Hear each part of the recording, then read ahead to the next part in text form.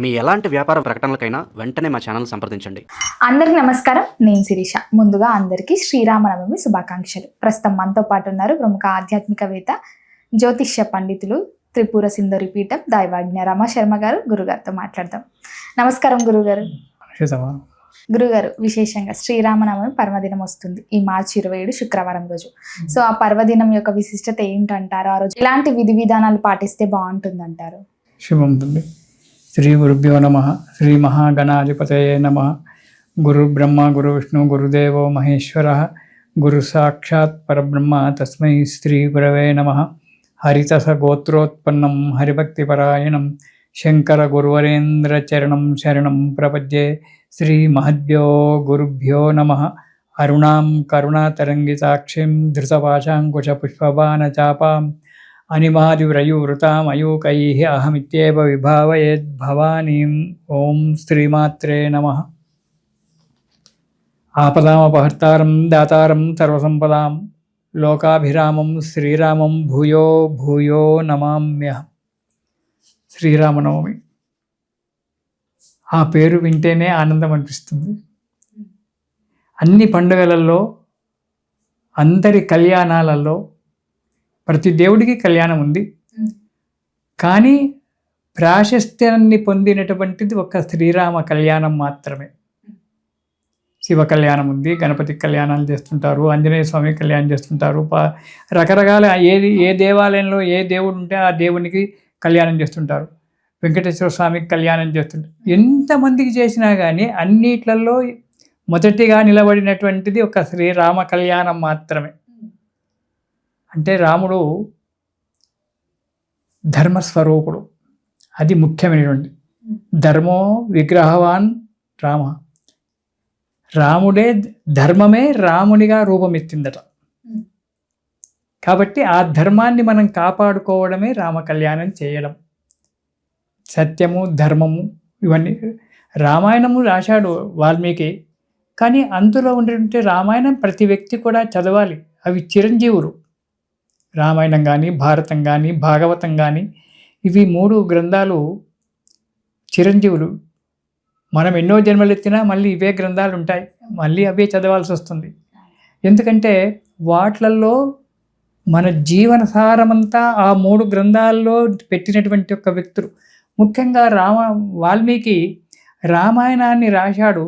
ఆ రామాయణంలో మానవ జీవన మార్గానికి మనుగడ చూపించాడు. మానవుని యొక్క జీవితం ఏ విధంగా నడవాలి, మానవుడు ఏ విధంగా బ్రతికితే ఉన్నతుడవుతాడు అనేటువంటి ఒక విషయాన్ని చెప్పాడు. అందుకే రామో విగ్రహవాన్ ధర్మ. రాముడు సాక్షాత్కరించినటువంటి ఒక ధర్మస్వరూపుడు అని చెప్పి అన్నాడు. అందుకే రాముడు పుంసామోహన రూపుడు, పురుషుల చేతనే ప్రేమింపబడినటువంటి ఒక మహానుభావుడు. అలాంటి మహానుభావుడు రాముడు. అయితే అయోధ్య నగరాన్ని పరిపాలించేటువంటి ఒక దశరథ మహారాజుకు సంతానం లేకపోతే పుత్రకామేష్టి అనేటువంటి ఒక యజ్ఞాన్ని చేస్తే ఆ యజ్ఞ పురుషుడు పాయసాన్ని తీసుకొచ్చి ఇచ్చాడు. ఆ పాయసం తీసుకొచ్చి ఇచ్చినప్పుడు ఆ పాయసాన్ని దశరథ మహారాజు కౌసల్య, కైకేయి, సుమిత్ర అనేటువంటి తన 3 భార్యలకు పంచిపెట్టాడు. 3 భార్యలకు ఇచ్చాడు. అయితే ఇందులో సుమిత్ర చిన్న భార్య. ఆమె యందు అందరికీ ప్రేమ. ఇటు సవతలకు ప్రేమనే, దశరథునికి ప్రేమనే. సుమిత్ర అంటే స్వయంవరంలో తెచ్చుకున్నటువంటి ఒక అమ్మాయి సుమిత్ర, అందగత్తె. అయితే పాపం ఈ కౌసల్యకు, కైకేయికి కూడా సుమిత్ర అంటే చాలా ప్రేమ. అక్కడ నువ్వు సవతివి అనేటువంటి ఒక భావన లేదు. అక్కడ ఒక తోడబుట్టిన చెల్లెలు అనేటువంటి ఒక ప్రేమనే ఉంది. దశరథుడు కౌసల్యకు, కైకేయికి అమృతం ఇచ్చాడు, సుమిత్రకి ఏమన్నాడు? అక్కడ ఇది మనకు వాల్మీకి చెప్పిన ఒక ధర్మ సందేహాలన్నీ ఇందులో ఉంటాయి. అప్పుడు ఏం చేసింది? దానికి ఎలా పంచాడనేటువంటి ఒక విషయం రామాయణంలో చాలా బాగా రాశాడు. చాలా ఆలస్యం అవుతుంది చెప్తే. ఆ కైకేయి తనకిచ్చినటువంటి ఒక పదార్థంలో నుంచి కొంత అమృతాన్ని సుమిత్రకించింది. కైకేయి ఊరుకుందా? అక్క ఇచ్చింది కదా, నేను ఎందుకు ఇవ్వాలని ఊరుకోలేదు. చెల్లెల మీద ప్రేమ కదా. కైకేయి కూడా తనకిచ్చినటువంటి ఒక పదార్థం నుంచి కొంత ప్రసాదం ఇచ్చింది. ఇద్దరిచ్చారు, కైకేయి కౌసల్య ఇద్దరిచ్చారు. అందువల్ల కైకేయికి కౌసల్యకు ఒకడే కొడుకు రాముడు, కైకేయికి ఒకడే కొడుకు భరతుడు, సుమిత్రకు మాత్రం ఇద్దరు కొడుకులు, ట్విన్స్, లక్ష్మణ శత్రుఘ్నులు. భరతుడేమో కైకేయి కొడుకు. ఇలా ఈ రెండు ప్రసాదాలు తీసుకోవడం వల్ల ఇక్కడ ఇద్దరు కొడుకులు పుట్టినారు. అంటే మరి రాముడు ఎందుకు ఇంత పుత్రకామేష్టి చేస్తేనే రాముడు పుట్టాడు కదా, ఇంత విలువ ఎందుకు రాముడి కంటే, రావణాసురుడు అనేటువంటి లంకా నగరాన్ని పరిపాలించేటువంటి ఒక రావణాసురుడిని చంపడానికి విష్ణుమూర్తి రామావతారం, మానవ అవతారం ఎత్తవలసి వచ్చింది. విష్ణుమూర్తి ఎందుకు? రావణాసురుడు బ్రాహ్మణుడు, పులస్త్య బ్రహ్మ కొడుకు విశ్వశ్రవుడు, విశ్వశ్రవుని యొక్క కొడుకు రావణాసురుడు.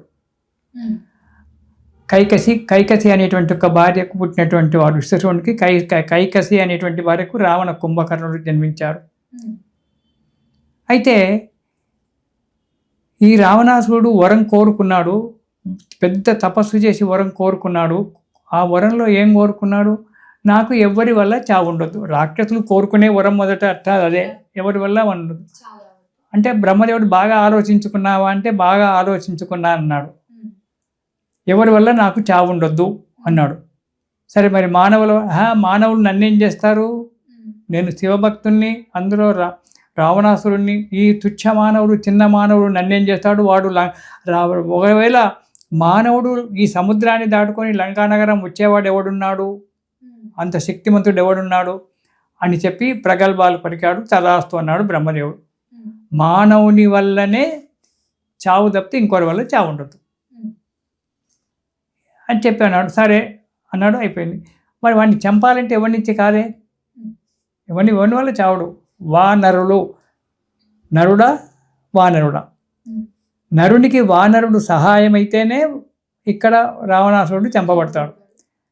అప్పుడు భూదేవికి చాలా భారమైపోయి వైకుంఠనగరంలో విష్ణుమూర్తి శరణు పొందితే, నేను దశరథ మహారాజుకు పెద్ద కొడుకునై జన్మిస్తాను, ఆదిశేషుడు లక్ష్మణుడై జన్మిస్తాడు, నా శంకు చక్రాలు భరత శత్రుఘ్నులుగా జన్మిస్తారు అని చెప్పి అప్పుడు పుత్రకామేష్టి చేస్తే, ఈ రాముడు చైత్ర శుద్ధ నవమి నాడు పునర్వసు నక్షత్రంలో మధ్యాహ్నం 11 గంటలకు కర్కాటక లగ్నంలో రాముల వారు పుట్టాడు.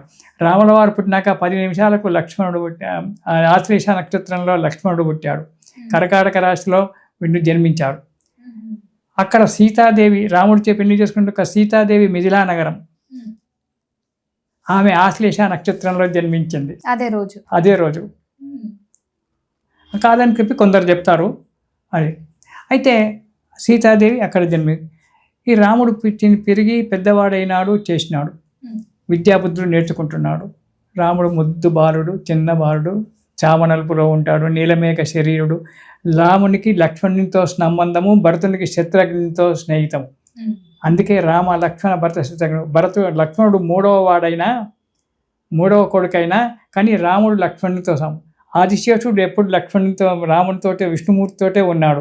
శంకు చక్రాలు ఈ పద్యం అంటే శంకు చక్రాలు ఇద్దరు అక్కడ కలుసుకొని ఉన్నారు, భరత శత్రుఘ్నుడు. అందుకే రామ లక్ష్మణ భరత శత్రుఘ్నులు అయినారు. అసలు రామ భరత లక్ష్మణ శత్రుఘ్నులు అనాలే, అలా కాకుండా రామ లక్ష్మణ భరత శత్రుఘ్నులుగా మనం పిలబడుతున్నాం వారి యొక్క అనుదాయి వల్ల. ఇక్కడ విద్యాబుద్ధుడు నేర్చుకున్నాడు. వశిష్ఠ మహాముని దగ్గర 14 సంవత్సరాల వయసు వచ్చింది, 15 సంవత్సరాల వయసు ఉంది. విశ్వామిత్రుడు వచ్చాడు. అప్పటికి ధనుర్విద్యలు, ఆ విద్యలన్నీ కూడా రాముడు నేర్చుకున్నాడు. విశ్వామిత్రుడు వచ్చి, నాకు నీ అబ్బాయిని తొలిగి, మీ ఇద్దరు అబ్బాయిలను రాముని లక్ష్మణుని నాయమడు తొలిగి నేను యాగం చేస్తున్నాను, విశ్వజిత్ యాగం అనేటువంటి ఒక యాగం చేస్తున్నాను, దాన్ని రక్షించడానికి మీ వాళ్ళని తోలి అన్నాడు. అరే చిన్నపిల్లలు కదా వాళ్ళు, విశ్వామిత్ర కోపడకు, విశ్వామిత్రుని కోపం ఎక్కువ, ఎంబడి శాపం పెట్టేస్తాడు. దుర్వాసుడు అంత మహామునివాడు కాబట్టి నేను పిల్లలను పంపించలేను, నేను వస్తాను, కావలిస్తే సైన్యం తీసుకుని అన్నాడు. నువ్వు అవసరం లేదు, వాళ్ళనే పంపించన్నాడు. పంపిస్తావా పంపించావా? మొదలే మాట తీసుకున్నాడు. ఇక్ష్వాకు వంశులు మాట ఇచ్చినారంటే తప్పరు. మొదలే మాట తీసుకున్నాకనే ఈ విషయం అడిగాడు. రామ లక్ష్మణులను నా వెంట పంపించు, యాగ సంరక్షణ గురించి అన్నాడు. వశిష్ఠమామని చెప్పాడు, పంపించు, మంచి శుభం జరుగుతుంది, పంపించన్నాడు. రాముడు హోన షోడశ 16 సంవత్సరాల లోపల ఉన్నటువంటి ఒక పిల్లవాడు ఆ రాక్షసులను ఏమి చంపుతాడు? రామా రాయట రామాయని పిలిచినంత మాత్రమున ఎగిరి చంకన చేయడు ముద్దు పిల్లవాడు అంటాడు. రామా అని పిలిస్తే దవదవురుకొచ్చి దశరథుని యొక్క చంకలో కూర్చుంటాడట. అంత చిన్న పిల్లవాడట రాముడు. అలాంటి రాముణ్ణి వదిలిపెట్టి నేను ఉండలేను అంటే, కాదు పంపించంటే వశిష్ఠ మహాముని యొక్క ఆజ్ఞ వల్ల రాముని పంపించాడు విశ్వామిత్రుడు. విశ్వామిత్రుడు దారి అంటే అంతా కూడా అస్త్రశస్త్రాలు ఏ విధంగా ప్రయోగించాలి, ఎలాంటి అస్త్రానికి ఎలాంటి అస్త్రశస్త్రాలు చేయాలి, మళ్ళీ వాటిని ఎలా ఉపసంహరించుకోవాలి, ఇవన్నీ చెప్పుకుంటూ బయలుదేరాడు. ఒట్టిగా వెళ్ళలే, ఏదో నేను ముందెళ్తాను వెనక మీరు రాండి అని చెప్పలే. అన్ని విద్యలు, శస్త్ర విద్యలు, విలు విద్యలు అన్నీ కూడా చెప్పుకుంటూ వెళ్ళి దారిలో తాటకి అనేటువంటి ఒక రాక్షసిని చంపేసి అక్కడి నుంచి గంగా నది దాటి ఆశ్రమంలో ఉండి యజ్ఞయాగాన్ని కాపాడుతున్నారు. మారీచ సుబాహులు, తాటకి యొక్క కొడుకులు మారీచ సుబాహులు, వీళ్ళిద్దరూ యాగాన్ని పాడు చేస్తుంటే, రామాయణం అంతా కూడా రహస్యమేనమ్మా. అక్కడ రాముడు ఏం చేశాడు? వాయువ్యాస్త్రం వేసి మారీచుని 100 యోజనాల దూరంలో ఉన్న అడవిలో లంకలో పడేశాడు. అదే సుబాహుని, వాని తమ్ముని సుబాహుని ఆగ్నేయాస్త్రం చేసి అక్కడే చంపేశాడు. వీడిని ఎందుకు బతికించాడు, వీడిని ఎందుకు చంపాడు, వాడిని ఎందుకు చంపలేదు? Question mark. ఎందుకు అంత దూరంలో వీడిని పడేశాడు, బతికించాడు, చంపలే. మారీచుని చంపలేదు. వాయువ్యాస్త్రం ప్రయోగించి 100 యోజనాల దూరంలో ఉన్న ఒక లంక దగ్గర పడవేశాడు మారీచుని. సుబాహుని మాత్రం వెంబడే చంపేశాడు ఆగ్నేయాస్త్రం వేసి. ఎందుకు అంటే రాగల కార్యము ముందే తెలుసు. మారీచుడు ఉంటేనే రేపొద్దున బంగారు జింక అవుతాడు, నా భార్యను రావణాసుడు ఎత్తుకపోతాడు, వీడు చేయబడి. వీడు లేకుంటే బంగారు జింక అయ్యేటువంటిది ప్రపంచంలో ఎవరికి లేదు. ఆ మాయా విద్య ఇంకొకరికే తెలుసు. వీడు అక్కడ బంగారు జింక అయితే ఈ నెంబర్ నేను పడతాను, అప్పుడు సమ్మరిస్తాను వీడిని. ఇక్కడ రావణాసురుడు వచ్చి సీతాదేవిని ఎత్తుకపోతాడు, అప్పుడు నేను రావణాసురుడిని చంపడానికి వస్తుంది. లేకుంటే రావణాసురుడికి నా మీద కోపం, నాకు వాని మీద కోపం లేదు, వానికి నా మీద కోపం లేదు. కోపం లేనప్పుడు యుద్ధం ఎందుకు చేయాలి? యుద్ధం ఇప్పుడు ప్రపంచంలో ఏముంటుందమ్మా? ఏదైనా జరిగితేనే యుద్ధం. నీ మీద నాకు కోపం రావాలంటే నేనేదైనా చెడుతనం చేయాలి, లేదా నువ్వేదైనా నాకు చెడుతనం చేయాలి. అలా చేసినప్పుడే నీ మీద నాకు కోపం వస్తుంది. మరి అలా చెడుతనం లేనిది ఎక్కడో అయోధ్య నగరము, ఎక్కడో లంక, వీళ్ళిద్దరికి సంబంధమే లేదు. అలాంటిది రావణాసురుడిని ఎలా చంపుతాడు? అందులో వాడు బ్రాహ్మడు, త్రికాల సంధ్యావందనం చేసేవాడు, రోజు శివార్చన చేసేటువంటి వాడు, శివుణ్ణి ఆత్మలింగంగా ధరించినటువంటి ఒక వ్యక్తి. అలాంటి వాడిని చంపాలంటే ఎంత శక్తి ఉండాలి? వాడి మీద కోపం లేని అనవసరంగా చంపితే ఆ పాపం నాకు కదా. ఇవన్నీ ఆలోచన చేసే రాగల కార్యాన్ని దృష్టిలో పెట్టుకుని మారీచుని చంపకుండా వాయువ్యాస్త్రం చేత 100 యోజనాల దూరం పంపించాడు. సుభావంతో పని లేదు కాబట్టి వాడిని అక్కడే చంపేశాడు. చంపిన తర్వాత యజ్ఞయాగం అయిపోయింది. అక్కడి నుంచి మిథిలా నగరం నుంచి అక్కడికి దూతలు వచ్చారు, సైనికులు వచ్చారు. వచ్చి విశ్వామిత్ర మహాముని, జనక మహారాజు గారు మన స్వయంవరం చేస్తున్నాడు తన బిడ్డకు, కాబట్టి మీరు అక్కడికి రావాలి ఆశీర్వదించడానికి అని చెప్పారు. ఓహో, అంటే రామలక్ష్మణులు తిరిగి అయోధ్యకు పోవడానికి ప్రయాణం అవుతున్నారు. ఆ సమయంలో ఈ వార్త వచ్చింది. వార్త రాగానే రామ లక్ష్మణ మీరు అయోధ్యకి వెళ్ళవలసిన లేదు, నా ఎంబడి రండి, మీరానగరం వెళ్దాం, శుభవార్త వచ్చింది, అక్కడికి వెళ్దాం పదా అన్నాడు. సరే గురువుగారు, అక్కడ ఎదురు మాట మాట్లాడడానికి లేదు అని చెప్పి రాముడు లక్ష్మణుడు విశ్వామిత్రుని ఎంబ మిథిలా నగరానికి బయలుదేరారు. తో వెంబడి దారెంబడి వాళ్ళ చరిత్రలు, కథలు అవి ఇవి అన్నీ చెప్పింటుకుంటూ మిథిలా నగరానికి 10 కోసుల దూరంలో ఉన్నటువంటి ఒక గౌతమ మహాముని యొక్క ఆశ్రమానికి వచ్చారు. గౌతమ మహాముని ఆశ్రమం అంటే ఎలా ఉండాలి? రెండో బ్రహ్మ గౌతముడు, మహా విద్వాంసుడు, మహామేధావి, మహాశక్తిమంతుడు. అలాంటి వాని ఆశ్రమం అంతా ఎండిపోయి ఉంది, అంత దుమ్ముపడి ఉంది. ఏంటి ఇలా ఉందంటే, అప్పుడు ఇంద్రుడు అహల్యాదేవిని ఈ విధంగా చేశాడు. ఈ విధంగా చేయడం వల్ల గౌతముని కోపం వచ్చి ఇంద్రుడిని శపించాడు. గౌతముని శిలగా పడమని, అహల్యాదేవిని శిలగా ఉండమని చెప్పాడు అని చెప్పి ఇవంతా చరిత్ర అంతా, అహల్యాదేవి చరిత్ర అంతా కూడా విశ్వామిత్రుడు చెప్పాడు. సరే అని చెప్పి రాముడు నడుచుకుంటూ పక్కనే ఉన్నటువంటి ఒక రాయి మీద కాలు పెట్టాడు. ఆ రాయి పోయి స్త్రీమూర్తి అయింది, రాతి నాతిగా మారిపోయింది. లేచి దండం పెట్టి ఎవరమ్మా అంటే నేను అహల్యను. ఇంతలో ఈ విషయమంతా తెలుసుకున్నటువంటి ఒక తన దివ్య జ్ఞానం చేత తెలుసుకున్నటువంటి గౌతముడు కూడా వచ్చేశాడు. అహల్య ఈ విధంగా శాపం జరిగింది, అందుగురించి శాపం పెట్టానని చెప్పి నీ పాదం యొక్క ధూళి చేత రాయి నాతిగా మారిపోయింది స్వామి, మా జన్మ పావనమైందని చెప్పి అంటే అక్కడ ఆ అహల్యను నాతిగా చేసి వాళ్ళని పంపించేసి వాళ్ళు అక్కడి నుంచి అక్కడ వద్దు ఇక ఉండవద్దని చెప్పి అక్కడి నుంచి వెళ్ళి త్రియంబకేశ్వర్లో ఆశ్రమం కట్టుకొని త్రియంబకేశ్వర్లో ఉండిపోయినారు గౌతమ అహల్యులు.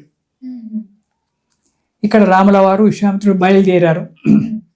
ఎక్కడికి? మిథిలా నగరానికి.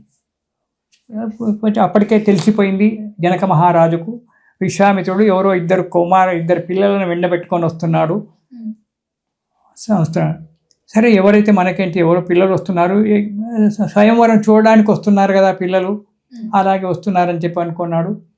రాగానే వారికి ఆమ్రవనంలో ఒక మామిడి తోటలో విడిది ఏర్పాటు చేశారు. విశ్వామిత్రునికి ప్రత్యేకంగా ఉండాలి కదా, గెస్ట్ హౌస్ కావాలి ఒకటి. అది ఒక మామిడి తోట ఉంది పక్కనే. మామిడి తోటలోనే గౌరీదేవి యొక్క దేవాలయం ఉంది. ఆ దేవాలయం పక్కన దేవాలయం ప్రక్కన ఒక బిల్డింగ్ ఉంది. ఆ బిల్డింగ్లో రాముడు, లక్ష్మణుడు, విశ్వామిత్రుడు ఆయన శిష్యులు ఉండడానికి అక్కడ వాళ్ళకు విడిది ఏర్పాటు చేశాడు జనక మహారాజు. మరి సీత ఎవరి స్వయంవరం? సీతాదేవి స్వయంవరం. సీత ఎవరు? జనక మహారాజు గారి యొక్క పెంపుడు కూతురు, కన్నబిడ్డ కాదు. అయితే సీతామహాదేవి లక్ష్మీదేవి యొక్క అవతారం. ఆమె లక్ష్మీదేవిని గర్భంలో పెట్టుకొని పోషించే స్త్రీ ఎవరున్నారు ఈ ప్రపంచంలో? ఆమెను గర్భంలో పెట్టుకొని పోషించే ఒక స్త్రీమూర్తి ఎవరున్నారు? ఒక అగ్నిగుండాన్ని గర్భంలో పెట్టుకొని పోషించగలుగుతామా? అలా ఆ లక్ష్మీదేవి ఎవరి గర్భంలో కూడా లేదు సీతాదేవి. ఆమె అంతకంటే ముందు వేరే అవతారంలో ఉంది, వేదవతిగా ఉంది. వేదవతిగా ఉండి రావణాసురుడిని శపించింది. ఒక స్త్రీ మూలకంగానే నువ్వు చస్తావురా అని చెప్పి శపించింది. నా మూలకంగానే నువ్వు చస్తావు, నేను తిరిగి మళ్ళీ నేను సీతగా పుడతాను, నేను నీ లంకా నగరం వస్తాను, నేను నా మూలకంగా నీకు సంహారం జరుగుతుందని చెప్పి అంతకంటే ముందే ఆమె చెప్పేసింది. అప్పుడు ఈమె జనక మహారాజు గారికి సంతానం లేదు. సంతానం కావాలి అని చెప్పి జనక మహారాజు గారు పుత్రకామేష్టి చేతాము, దశరథ మహారాజు గారు పుత్రకామేష్టి చేస్తే అతనికి 4 పిల్లలు పుట్టారు, నేను కూడా చేస్తాను పుత్రకామేష్టి అని చెప్పి అనుకున్నాడు మహానుభావుడు జనక మహారాజు. అనుకొని బంగారి నాగలి తయారు చేసి పొలాన్ని దున్నుతున్నాడు. ఎందుకంటే శాస్త్రంలో ఏముందంటే యజ్ఞయాగాదులు చేసేటువంటి ఒక స్థలాన్ని ముందుగా దున్నాలి. మా చిన్నతనంలో కూడా ఎక్కడ ఇల్లు కట్టుకుంటున్నారంటే ముందు ఆవులతో ఎడ్లతో దున్నించేవారు, దున్నినాకనే కట్టేవారు. ఈనాడు పోయింది అదంతా, కానీ ఆ కాలం మా చిన్నతనంలో కూడా అలాగే ఉండేది. ఎవరైనా వస్తే మా నాన్నగారు అడిగేవారు, పొలం జాగా దున్నినావురా, నవధాన్యాలకి నావురా అని అడిగేవారు. అప్పుడు దున్నేవారు. అలా యజ్ఞానికి చేసేటువంటి ఒక స్థలాన్ని బంగారి నాగలతో దున్నుతున్నాడు. దున్నేటప్పుడు ఒక పేటిక దొరికింది, పెట్టె దొరికింది భూమిలో. నాగటి చాలు మధ్యన ఒక పెట్టె దొరికింది. అయితే ఇదేం పెట్టే అని చెప్పి దబదబ వచ్చి సైనికులందరూ, మంత్రులు వాళ్ళంతా వచ్చి ఆ పెట్టె పైకి తీశారు. బంగారంతో చేసినటువంటి ఒక పెట్టె, కందుకం, అది తీసి పైకి తీశారు. ఆ తీసి మూత తీయగానే అందులో చిన్నపిల్ల ఆడుకుంటుంది. అందులో చూసగానే జనక మహారాజు తన్మయుడైపోయాడు. తనకు సొంత కూతురే పుట్టింది అనేటువంటి ఒక భావన అతను రూపించింది. నాగలి దున్నను వదిలిపెట్టి ఆ బిడ్డను తీసుకొని వచ్చి తన భార్య సులక్షణాదేవికి ఇచ్చేశాడు. సులక్షణాదేవి అని కొందరు అంటారు, ఇంకా వేరే పేరు అని కొందరు అంటారు. మనం సులక్షణాదేవి అనుకున్నాం. సులక్షణాదేవి భార్యకు ఇచ్చాడు. ఇగో కందకంలో, అంటే మనం నాగలి దున్నేటువంటి ఒక నాగటి చాలులో ఈ పెట్టె దొరికింది, పెట్టెలో ఈ అమ్మాయి ఉంది అంటే ఆమె కూడా తన సొంత బిడ్డ దొరికింది అనేటువంటి ఒక ఆలోచనలో ఉండిపోయింది. ఆ అమ్మాయిని అల్లారు ముద్దుగా పెంచుతున్నారు. నాగటి చాలును సీతము అంటారు, అందు గురించి సీత అని పెట్టారు. మిథిలా నగరంలో జన్మించింది కాబట్టి మైథిలి అన్నారు. జనక మహారాజుకు పుట్టింది కాబట్టి జానకి అన్నారు. విదేహ నగరంలో పుట్టింది కాబట్టి వైదేహి అన్నారు. ఇలా ఆమెకు రకరకాల, వాళ్ళు ఎవరికి తోచిన పేరు వాళ్ళు పెట్టుకున్నారు. ఆ సీత అనేటువంటి పేరు ఎక్కువగా పోయింది. ఎందుకంటే సీత నాగటి చారులో దొరికింది కాబట్టి, నాగటి కర్రకు దొరికింది కాబట్టి సీత అనేటువంటి ఒక పేరు అనేది. ఆ సీత పెరిగి పెద్దగా అవుతుంది, చిన్న చిన్న అడుగులు వేస్తుంటే జనక మహారాజు రాజ్యాన్ని మర్చిపోయి, ఆ సులక్షణాదేవి తన సంసారం మర్చిపోయి ఆ పిల్లతోటి ఆడుకుంటూ కోడుకుంటూ ఉంటున్నారు. ఇంతలో తర్వాత ఆమెకు ఉర్మిళ అనేటువంటి ఒక కూతురు కూడా పుట్టింది. జనక మహారాజుకు సొంత కూతురు ఆమె. కానీ సొంత కూతురు మీద అంతగా ప్రేమ లేదు, సీత మీదనే ఎక్కువ ప్రేమ. ఆడుకుంటూ ఈ సీత ఒక 5-6 సంవత్సరాల అమ్మాయి అయింది. ఒకనాడు చెలికత్తెలు సీత బాల్ ఆడుకుంటున్నారు, బంతి ఆడుకుంటున్నారు. బంతి ఆడుకుంటూ ఉంటే ఆ బంతి పోయి ఒక పెద్ద పెట్టె ఉంది, ఒక 60-70 గజాల పొడుగుతో. ఆ పెట్టె వెనకాల పడింది ఆ బంతి. అయ్యో బంతి పోయింది, బంతి ఎక్కడ పోయింది అంటే దాని కిందికి పోయిందామంటే అది జరపాలంటే కాదు, ఆ పెట్టె చాలా బరువు. వీళ్ళు 5 సంవత్సరాల అమ్మాయి, 5-6 సంవత్సరాల అమ్మాయి సీత, ఎలా అని చెప్పి అనుకున్నా. దబదా సీత పోయింది, ఆ పరికిని ఇలా పట్టుకొని ఎడమ చేతితో ఆ పెట్టెని జరిపి ఆ బంతి తీసుకుంది. ఇది అక్కడ ఉన్నటువంటి ఒక సైనికులు కాపర ఉంటారు కదా, చిన్నపిల్లలు ఆడుకుంటున్నారు. ఆ సైనికులు వాళ్ళంతా పోయి జనక మహారాజు చెప్పారు, జనక మహారాజా సీతాదేవి మన శివధనస్సు ఉన్నటువంటి ఒక పెట్టెను పక్కకు జరిపి బంతి తీసుకుంది, అది ఎడమ చేతితో జరిపింది చిన్నగా. చాలా ఆలోచించాడు జనకుడు, ఎంత శక్తివంతురాలైతే శివధనస్సును దాన్ని పక్కకు జరుపుతుంది, ఎలాంటి మహానుభావురాలు నాకు పుట్టినటువంటి బిడ్డ అని చెప్పుకుంటాడు, పుట్టినటువంటి బిడ్డ అని చెప్పి సంతోషపడి అప్పుడేమనుకున్నాడు, శివధనస్సును ఎవరైతే ఎక్కుబడతారో వాడికే ఈ సీతని ఇస్తానని చెప్పి శపథం చేసుకున్నాడు. శివధనస్సును పక్కకు జరిపింది కాబట్టి ఈమెకు యుక్త వయసు వచ్చిన తర్వాత ఎవరైతే శివధనస్సును పక్కకు జరుపుతారో వారికే నా సీతని నా బిడ్డని ఇస్తాను అని చెప్పి స్వయంవరాన్ని ప్రకటించారు. ప్రపంచంలో ఉన్న రాజులందరికీ కూడా ఆహ్వానాలు పంపించారు, స్వయంవరం శివధనస్సును ఎక్కువ పెట్టాలి అంటే. రావణాసుడు వచ్చాడు, కార్తవీర్యార్జునుడు వచ్చాడు, 1000 చేతులున్న కార్తవీర్యార్జునుడు వచ్చాడు, 20 చేతులున్న రావణాసురుడు వచ్చాడు. వీళ్ళందరూ వచ్చి కూర్చున్నారు. విశ్వామిత్రుడు మెల్లగా రాముణ్ణి లక్ష్మణుణ్ణి తీసుకొని సభకు వచ్చాడు. అందరు చూస్తున్నారు, గింత పిల్లలు వీళ్ళెందుకు వచ్చారు ఇక్కడికి అన్నాడు. చూస్తానికి వస్తున్నారేమో అని ఒకడు అనుకుంటాడు. సమయం ఆసన్నమైంది. సీతాదేవి ఒక తెర వేశారు, తెల్లటి తెర, ఉల్లిపొర లాంటి తెర వెనకాల సీతాదేవి వరమాల పట్టుకొని నిలబడి ఉంది. ధనస్సును ఎక్కుపెట్టాలి. జనక మహారాజు గారు ఆజ్ఞాపించాడు. సైనికుడు గంట కొట్టాడు. ఒకరొకరు వస్తున్నారు, మా నుంచి కాదని చెప్పి దాన్ని ముట్టుకొని వెళ్ళిపోతున్నారు. రావణాసురుడు వచ్చాడు. వచ్చి 20 చేతులు ఉన్నాయి, ఇదొక పెద్ద బరువా అని చెప్పి శివధనస్సును నమస్కారం చేయాలి. అంటే శివుడు త్రిపురాసుర సంహారం అప్పుడు శివుడు వాడుకునేటువంటి ఒక ధనస్సు అది. దానికి ఒట్టిగా మనం లేవడానికి లేదు, దానికి ఒక శాస్త్రం ఉంటుంది. శివధనస్సును నమస్కారం చేసి లేవడితే బాగుండేది. వీడు అహంకారము గర్వం చేత శివధనస్సును ఎడమ చేసి పట్టుకొని లేపడానికి ప్రయత్నించాడు. ఎంటిక మందం లేచింది. ఎంటిక మందం కింద పడింది, కాలేదు, వాడి నుంచి కాలేదు. అయితే ఇక్కడ రకరకాల వృత్తాంతాలు చెప్తారు. అది పైకి లేస్తుంటే సీతాదేవి ఉఫ్ఫని ఊదింది, దానివల్ల మళ్ళీ తిరిగి కింద పడిందని ఒక్కొక్క. రామాయణము అనేటువంటిది ఒక మైనమమ్మ. మనం రకరకాలుగా ఏ రకంగా మలుచుకుంటే ఆ రకంగా తయారవుతుంది. అలా సీతాదేవి అది ధనస్సు రావణ కాలేదు. ఆఖరకు కార్తవీర్యార్జునుడు వచ్చాడు. 1000 చేతులు కార్తవీర్యార్జునుడికి. వాడు లేపదామని ప్రయత్నం చేశాడు, అది కూడా కాలేదు. అందరు రాజులు మా నుంచి కాదు అని చెప్పి అందరూ ఊరుకున్నారు. రావణాసురుడు ఏళ్ళు నలిగిపోయి అక్కడ పడుకొని మురుగుతున్నాడు. జనక మహారాజుకి ఎవరూ లేరా వీరులు ప్రపంచంలో? ఈ శివధనస్సును ఎక్కుపెట్టేందుకు వీరులే లేరా? నా కూతురికి స్వయంవరం కాదా అని చెప్పి ఆ సభలో వేదిక మీద అనేటప్పటికీ విశ్వామిత్రుడు రామునికి సైగ చేశాడు. వెళ్ళు అన్నాడు. రాముడు లేచాడు. అందరూ చూస్తున్నారు. 15-16 సంవత్సరాల వయసున్న అబ్బాయి, 16 సంవత్సరాల వయసున్నవాడు ఈ శివధనుసును లేపుతాడా? 20 చేతులు నా రావణాసురుడే లేపలేదు. మేమంతా గజకర్ణులము, మహాకర్ణులము, మహావాండం, మేము వాణించి కాలేదు. ఈ 16 సంవత్సరాల అబ్బాయి మూతి మీద మీసం కూడా చక్కగా రాలేదు, వీడు ఈ ధనస్సును లేపుతాడా అని చెప్పి ఒకరొకరు గురుకుంటున్నారు. రాముడు లేచాడు. ఇక్కడ సాంప్రదాయం అనేటువంటి మనకు రామాయణం నేర్పిస్తుంది. లేచిన వాడు దబదబా విశ్వామిత్రుడు చెప్పాడు కదా అని చెప్పి దబదబా పరిగెత్తలేడు. విశ్వామిత్రుడిని గురువు గారికి నమస్కారం చేశాడు. గురువుగారి యొక్క ఆశీర్వచనం తీసుకున్నాడు. మనకు రామాయణం చెప్పేటువంటి ఒక నీతి. అక్కడి నుంచి బయలుదేరాడు. ఆ ధనస్సుకు నమస్కారం చేశాడు. 3 ప్రదక్షిణాలు చేశాడు ధనస్సుకు. చేసి ధనస్సు ఎడమ చేతిలో పట్టుకోవాలి. అది సాంప్రదాయం. ఎడమ చేతిలో పట్టుకుంటే కుడి చేతితోటి నారి బిగించి బాణం వదిలిపెట్టాలి. ఎడమ చేతితో లేపలే. ధనస్సుకు నమస్కారం చేసి కుడి చేతితో ధనస్సు పైకి లేపి ఎడమ చేతితో ఎంబడే మార్చుకున్నాడు. ఇది సాంప్రదాయం.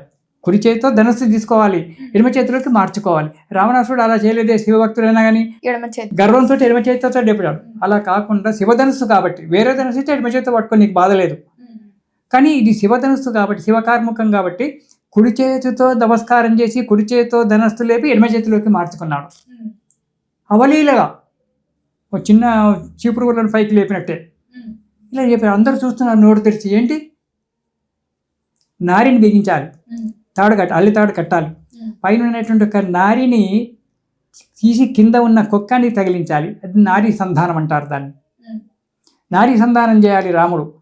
ఆ కింది యొక్క దాని ధనస్సు యొక్క కొనను భూమికి ఆనిచ్చి చెయ్యి పైకెత్తి ఎడమ చేతితో ధనస్సును బిగ్గరగా పట్టుకొని కుడి చేతితో పైన ఉన్నటువంటి ఒక నారిని తాడును లాగుతూ కిందికి వచ్చేటప్పటికి మధ్య దూరంలోకి తాడు రాగానే విల్లు విరిగిపోయింది. పెళ్ళు మన విల్లు ధరణి ధల్లు మన 2 ముక్కలు అయిపోయింది విల్లు. అందరి గుండెలు జల్లుమన్నాయి. సీతాదేవి గుండె కొట్టుకుంటుంది విపరీతంగా చూసింది. అయితే ఇంతకంటే ముందు ఒక చరిత్ర ఉంది. ఇక్కడ స్వయంవరం ఇట్లా. అయితే మామిడి తోటలో రాముడు దిగాడు కదా, అక్కడ ఉంటున్నాడు కదా. చెలికత్తెలు అందరు చూస్తుంటారు. వచ్చిన రాజులందరినీ చెలికత్తెలు చూస్తున్నాడు. ఎవడు బాగున్నాడు, సీతాదేవికి ఏం చెప్పాలి అని చెప్పి అందరూ చూస్తున్నారు. రాముడిని చూసి రాముని యొక్క నడవడిక గుణాలన్నీ చూసి పోయి సీతమ్మకి చెప్పారు. సీతమ్మ రాముడి తోటలో ఉన్నాడు, 2 పిల్లలు వచ్చారు. దాంట్లో నల్లగా ఒక పిల్లగాడు ఉన్నాడు రామనలుపులో. ఏమందగాడమ్మా, సూపర్, నీకైతే కరెక్ట్ సరిపోతాడు, మంచిగా ఉన్నాడు, ఎంత మంచిగా మాట్లాడుతున్నాడు అనుకున్నావు, తీయని మాటలు ఉన్నాయి, నడక తీయగా ఉంది, ఎంత మంచిగా ఉన్నాయని చెప్పి చెప్తున్నారు. ఈ సైనికులు కొందరు సీత దగ్గర ఉండేవాళ్ళు కొందరు ఉంటారు కదా, కొందరు చెలికత్తెలు, వాళ్ళు రాముల వారికి లడ్డూలు మిఠాయి టిఫిన్లు అవన్నీ తీసుకొచ్చుకుంటూ, బా సీతమ్మ మన సీతమ్మ ఎంత మంచిది అనుకున్నావు, ఎరుపు రంగులో ఉంటుంది, ఎంత నాజుగ్గా ఉంటుంది, అడుగేస్తే అడుగులు కందిపోతాయేమో అనిపిస్తుంది అని చెప్పి అక్కడ ఈమె గుణాలు అక్కడ ఆమె గుణాలు ఇక్కడ పోయినారు. అప్పుడు రామునికి ఏమనిపించింది, సీతను ఎప్పుడు చూస్తానా అని చెప్పి రాముని మనసులో, రాముని ఎప్పుడు చూస్తానా అని చెప్పి సీత మనసులో. ఈ మాటల వల్లనే వాళ్ళ మనసులో ప్రేమ ఉద్భవించింది. మన ఎవరు తులసిదాస్ చెప్తాడు రామచరిత మానసులో ఈ కళ్యాణ ఘట్టం గురించి. తెల్లవారింది, పిల్లని స్నానం చేసింది. మన సాంప్రదాయం ఏంటి, పెళ్లి కంటే ముందు గౌరీ పూజ చేసుకొని రావడం. గౌరీ పూజకు పోతుంది, బ్యాండు బీండు అవన్నీ తీసుకొని సీతాదేవి పట్టుకొని పోతుంది. మామిడి తోటలో గౌరీదేవికి గుడి పక్కనే బిల్డింగులో రాముల వారు ఉన్నారట అని చెప్పింది. అంతకంటే ముందు తెలిసింది రామునికి గౌరీదేవి పూజకు వస్తుంది సీతాదేవి అని చెప్పి అప్పుడు రాముడు ఏం చేశాడు, ఉదయం పొద్దున్నే లేచి స్నానము సంధ్యావందనాలు అవన్నీ చేసుకొని బిల్డింగ్ మీద ఎక్కి ఇక్కడక్కడ తిరుగుతున్నాడు రోడ్డు దిక్కు చూసుకుంటూ సీతమ్మ కోసం. సీతాదేవి వెళ్తుంది, అందరు తెలికత్తలు ముందు నడుస్తున్నారు, బ్యాండ్ మేళాలు ముందు నడుస్తున్నాయి, ఇట్లా పైకి చూసుకుంటూ నడుస్తుంది సీతమ్మ. బిల్డింగ్ పైకి చూసుకుంటూ సీతమ్మ నడుస్తుంది, పైనుంచి కిందికి చూస్తూ రాముల వారు ఇక్కడక్కడ తిరుగుతున్నాడు బిల్డింగ్ పైన, టెర్రస్ పైన. 2 చూపులు కలిసినాయి, 2 చూపులు ఒకటైనాయి, 2 గుండెలు ఒకటైనాయి అప్పుడే. ఆ తర్వాత స్వయంవరం అయింది. స్వయంవరంలో అప్పుడే గౌరీదేవికి దండం పెట్టుకుంది సీతాదేవి, నాకు రాముణ్ణే భర్తగా చెయ్యి, నాకు రాముణ్ణే భర్తగా చేస్తే అంటే ఆ కాలంలో బట్టి నీకు 1000 కుండల కళ్ళు నీకు సాగబెడతాను. అక్కడి నుంచి ఇంటికి వెళ్ళారు. పెళ్లి కార్యక్రమాలన్నీ కూడా ప్రారంభమైనాయి. మరి బంధువర్గం రావాలి కదా, మరి పిల్లగాడు కూడా వచ్చిండు, మరి తల్లి తండ్రి వాళ్ళంతా కూడా రావాలి కదా అని చెప్తే సరే అని చెప్పి అయోధ్య నగరానికి జనక మహారాజు గారు శీఘ్రగాములు తొందరగా ప్రయాణం చేసి వెళ్ళేటువంటి యొక్క గుర్రాలు ఉండేటువంటి ఒక వ్యక్తులను అయోధ్య నగరానికి పంపించాడు. అయోధ్య నగరం నుంచి మిథిలా నగరం రావడానికి 4 రోజుల టైం పడుతుంది. మంచి రథాల మీద తొందరగా ప్రయాణం చేసి వస్తే తొందరగా ప్రయాణం చేసేస్తే అటువంటిది జనక మహారాజు గారు ఏం చెప్పారంటే 3వ నాడు నా దగ్గర ఉండాలి, మీరేమన్నా చేయండి. శీఘ్రగాములైనటువంటి ఒక గుర్రాలు, శీఘ్రమైన ఒక గుర్రాల మీద వీళ్ళు వెళ్ళి దశరథునికి ఆ మాట చెప్పాడు.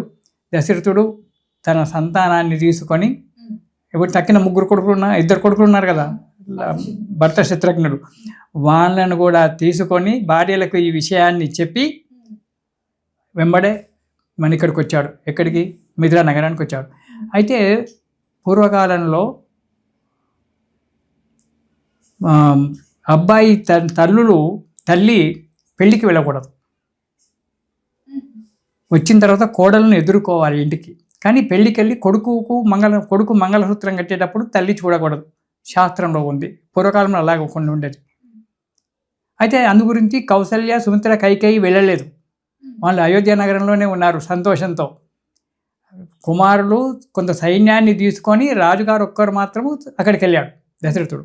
అయితే వేరే రామాయణంలో మాత్రం కౌసల్య కూడా వెళ్ళింది, సుమిత్ర, కౌసల్య, కైకేయి, సుమిత్ర వెళ్ళింది కూడా కొంతమంది రాశారు. సరే, అది ఆ విమర్శ మనకి ఇప్పుడు అవసరం లేదు. వాల్మీకి రామాయణంలో మాత్రం కౌసల్య, సుమిత్ర, కైకేయి లేదు. దశరథుడు తన 2 కుమారులను తక్కిన కొంత సైన్యాన్ని తీసుకొని వెళ్ళాడు. పెళ్లి ఏర్పాట్లన్నీ కూడా అక్కడ జరుగుతూ ఉన్నాయి. అయితే ఎన్నడు పెళ్ళయింది? వాల్మీకి రామాయణం ప్రకారంగా చూసినట్టయితే చైత్రశుద్ధ పున్నమ నాడు పెళ్ళయింది. నవమి నాడు కాలేదు. నవమి నాడు పెళ్లి కాలేదు, పున్నమ రోజు అయింది. నవమి నాడు రాములవారి జన్మదినం. పున్నమ నాడు చిత్తా నక్షత్రంలో పున్నమ నాడు పెళ్ళయింది. అయితే దొరకలు వచ్చేసి అంతా ఇది చేసిండు. పెళ్ళి ఆ రోజు పౌర్ణిమ నాడు అయితే మంచిగా జరిగింది. అయితే మన భద్రాచలంలో రామదాసు గారు దేవాలయం కట్టిన తర్వాత రామ జన్మదినం నాడే రాములవారి కళ్యాణం చెయ్యాలని చెప్పి దానికి ఆధారాలు జోయించి రామ కళ్యాణాన్ని భద్రాచలంలో నవమి నాడు చేస్తున్నారు. కాబట్టి మనకంతా రామనవమి నాడే కళ్యాణాలు చేయడం అనేటువంటిది మనకు ఆచారంలో వచ్చింది. కానీ వాల్మీకి రామాయణం ప్రకారంగా చూసుకున్నట్టయితే పున్నమ నాడు చేయాలి కళ్యాణం. నవమి నాడు జన్మదినం చేయాలి, బర్త్డే చేయాలి, పున్నమ నాడు మ్యారేజ్ చేయాలి. సరే, మనకు భద్రాచలంలో జరిగేటువంటిది మనకు ఆధారం కాబట్టి భద్రాచలంలో మనకు నవమి నాడు జరుగుతుంది. ఆనాడే ఈ విధంగా పున్నమ నాడు దాచి అప్పుడు ఏమన్నా అంటే జనక మహారాజుతోటి దశరథుతో జనక మహారాజు అంటే, అయ్యా ఎట్లాగో రాముని పెళ్లి చేస్తున్నాము, నా బిడ్డ ఉర్మిళ ఉంది, ఆమెను మీ ఎర్రకున్నాడు చూడు పిల్లగాడు లక్ష్మణుడు, ఆయనకి ఇస్తాను. మా తమ్ముడు కుశధ్వజుడు ఉన్నాడు, వానికి 2 బిడ్డలు ఉన్నారు, మాండవి, శృతకీర్తి అని. ఆ పిల్లలను భర్త శత్రుఘ్నుడికి ఇచ్చేద్దాం, ఒకసారి పెళ్ళి అయిపోతుంది, పందిరిపోతుంది, నాకు కూడా బరువు తప్పుతుంది అనుకున్నాం అని చెప్తే సరే అన్నారు. ఎందుకంటే అక్కడ వశిష్ఠ, వాలకిల్యాదు, మహా ఋషులందరూ ఉన్నారు, ధర్మశాస్త్రవేత్తలు, విశ్వామిత్రుడు ఉన్నాడు. వీళ్ళంతా కూడా నిర్ణయం చేసినారు. ఆ రోజు పెళ్ళి అవుతుంది. చైత్రశుద్ధ పౌర్ణమి నాడు రాముడు సీతాదేవిని, లక్ష్మణుడు ఉర్మిళాదేవిని, భరతుడు మాండవి, శత్రుఘ్నుడు శృతకీర్తిని, 4 ఒకే మంటపంలో వివాహాలు జరిగినాయి. రాముల వారి దగ్గర నుంచి వశిష్ఠ మహాముని, పిల్ల తరఫు నుంచి బ్రాహ్మణుడు, గౌతముని యొక్క కుమారుడు శతానందుడు, వీళ్ళంతా ఉండి వివాహ కళ్యాణం అంతా చేశారు. మన భద్రాచలంలో ఎప్పుడైతే రామదాసు గారు దేవాలయం కట్టి నవమి నాడు రామ కళ్యాణం చేస్తే బాగుంటుంది అని చెప్పి నిర్ణయం చేశాడో అప్పటి నుంచి మన దగ్గర ఆ రోజు నుంచి నవమి నాడు రామ కళ్యాణం జరుగుతూ ఉంది మనకు. ఈ రామ కళ్యాణము ప్రతి సంవత్సరము చైత్రమాసంలో నవమి నాడు మనం చేసుకుంటున్నాం. ఈ నవమి నాడు రామ కళ్యాణం చేసిన తర్వాతనే సామాన్యంగా తక్కిన మన మానవుల యొక్క కళ్యాణాలన్నీ కూడా చేస్తాం. ముహూర్తాలు పెట్టం ఎవరికి కూడా. ఈ 9 రోజులు రామనవరాత్రులు. మొదటి రోజు నుంచి అంటే ఉగాది నుంచి 9 రోజులు నవరాత్రులు. అమ్మవారి నవరాత్రులు ఎలా చేస్తామో ఇక్కడ కూడా రామచంద్ర స్వామి యొక్క నవరాత్రులు చేసి నవమి నాడు కళ్యాణం చేయడం.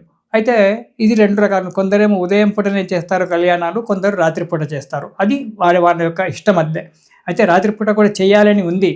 మన తిరుపతి దగ్గర ఒంటిమిట్ట రామాలయంలో రాత్రిపూటనే పున్నమ నాడు రాత్రిపూటనే కళ్యాణం చేస్తారు అక్కడ.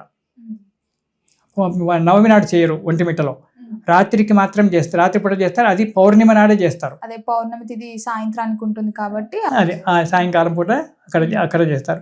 ఇలా కొన్ని ప్రాంతాల్లో సాయంకాలం పూట చేయడము, చాలా మటుకు ఏంటంటే ఉదయం పూట చేయడమే మంచిదని చెప్పి ఉదయం పూట పునర్వసు పుష్యమి నక్షత్రాలలో కర్కాటక లగ్నంలో ముహూర్తం నిర్ణయం చేసి అప్పుడు మనకు మధ్య అభిజిత్ లగ్నంలో వివాహం చేయడం అనేటువంటిది ఉంది. ఈ 9 రోజులు కూడా మనం ఏం చేయాలి? పరిశుద్ధంగా ఉండాలి. ఉగాది నుంచి ఇంట్లో వీలైతే కలశ స్థాపన చేసుకోవాలి. రాముల వారి సీతాదేవి యొక్క వాళ్ళ యొక్క సపటి వారంగా ఉన్నటువంటి యొక్క ఫోటోను పెట్టుకొని, లేదా విగ్రహాలు ఉంటే విగ్రహాలు పెట్టుకొని వాటికి రోజు పూజ చేసుకోవాలి. రాముల వారికి సీతమ్మకి ఇద్దరికి పూజ చేసుకోవడము, ఆ తర్వాత సత్యంగా ధర్మంగా ఉండడము.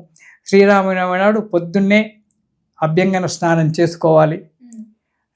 ఆ రోజు రాముల వారికి కళ్యాణము మన ఇంట్లో మనం చేసుకోలేము కాబట్టి ఇక్కడ దేవాలయంలో జరుగుతుంటే ఆ దేవాలయం అక్కడికి కళ్యాణం చూడడానికి వెళ్ళాలి.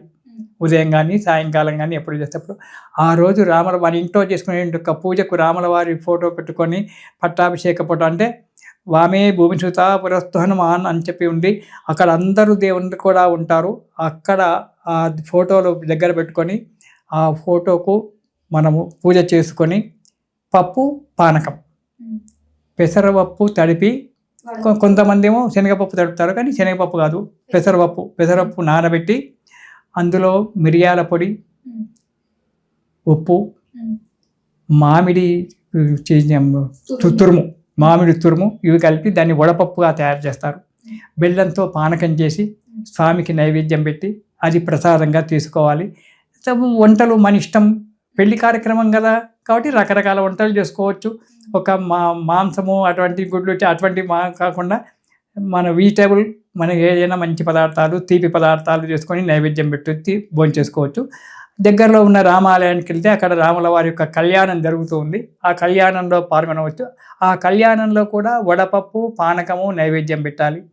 ఆ రోజు మనకు వీలైతే మన దగ్గర పుస్తకం ఉంటే రామ కళ్యాణ ఘట్టం చదువుకోవడం చాలా మంచిది. ఆ రోజు రామాయణంలో రామ కళ్యాణం ఏ విధంగా జరిగింది అనేటువంటి ఒక విషయం దాంట్లో ఉంటుంది. రామ కళ్యాణ ఘట్టం చదువుకోవడం మంచిది. పెళ్లి కాని పిల్లలు గనక పెళ్లి గురించి ఆరాటపడేటువంటి వాళ్ళు ఈ రామ కళ్యాణ ఘట్టం గనక పారాయణం చేసినట్టయితే కళ్యాణం అవుతుంది తొందరగా. దాంట్లో ముఖ్యంగా ఆ రోజు ఫోటో దగ్గర కానీ లేదా దగ్గర ఉన్న రామాలయంలో కనుక వెళ్ళి ఆ రామ కళ్యాణ ఘట్టం కనుక పారాయణం చేసినట్టయితే మంచి మొగుడు దొరకడము, మంచి సంబంధం దొరకడము, అన్ని విధాలు అనుకూలమైనట్టుగా మనకు సంబంధం పెడుతుంది. ఆ రోజు ఈ 9 రోజులు కూడా నవరాత్రులు చేసుకోవడము, ఇంటికి మామిడి తోరణం పెట్టుకొని గడప ఇల్లంతా శుభ్రం చేసుకొని ప్రతిరోజు రామాయణం పారాయణం చేసుకుంటూ 9 రోజులు అంత పెద్ద రామాయణం మేము చదవలేనంటే చిన్న రామాయణం దాంట్లో సంక్షిప్తంగా ఉన్నటువంటి ఒక రామాయణాలు అవి లేకపోతే రామ కళ్యాణ ఘట్టాన్ని ఈ 9 రోజులు చదువుకోవచ్చు. అలా చేసుకోవచ్చు. రాముల వారి జననము, రాముల వారు పుట్టినటువంటి ఒక రాముల వారి జనన ఘట్టము, రాముల వారి కళ్యాణ ఘట్టాలు చదువుకోవచ్చు. చిన్న పేజీలతో తక్కువ పేజీలలో క్లుప్తంగా రాసినటువంటి ఒక రామాయణాలు ఎన్ని ఉన్నాయి, ఆ రామాయణాలు ఈ 9 రోజులు పారాయణం చేయడము, ఆ రామునికి నమస్కరించుకోవడము చేసినట్టయితే సకల శుభాలు కలుగుతాయి. ఒక పెళ్ళి ఒకటే కాదు, సకల శుభాలు మనము కోరుకునే కోరికలు నెరవేరడము, ధర్మంగా రాజ్యంగా పరిపాలన చేయడము. ఇంకోటి ఈ రాబోయేటువంటి ఒక విపత్తులు, ప్రపంచ విపత్తులు ఎన్నో మనకు వస్తున్నాయి ఇప్పుడు ఈ సంవత్సరంలో. అలాంటి విపత్తులన్నీ కూడా తొలగిపోవడానికి రామబాణం ఒక్కటి చాలు. ఆ రాముడిని కనుక మంచిగా ఏంటిది, ఆ రాముడు ఒక్కసారి కళ్ళు తెరిచి మన భారతదేశాన్ని చూస్తే, ప్రపంచాన్ని చూస్తే ఇవన్నీ కూడా ఎక్కడెక్కడ మర్చిపోతాయి. ఈ కష్టాలు ఏమి మనకు రాకుండా, ఈటి బాధలు రాకుండా ఆ రోజు కళ్యాణం చేసి పప్పు పానకం, వడపప్పు పానకము నైవేద్యం పెట్టి అవి ప్రసాదంగా తీసుకోవాలి. భజనలు, రాముల వారి యొక్క నామస్మరణ, కీర్తనలు ఇవన్నీ చేసుకుంటూ ఆ రోజు రాత్రికి జాగరణ చేసి తెల్లవారి దేవాలయాల్లో రామ పట్టాభిషేకం చేస్తారు. దశమి నాడు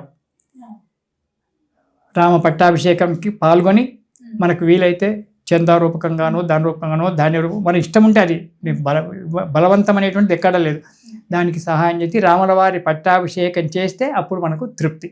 ఈ విధంగా రామ కళ్యాణాన్ని జరుపుకుంటే ఆయురారోగ్య ఐశ్వర్యాలు కలుగుతాయి.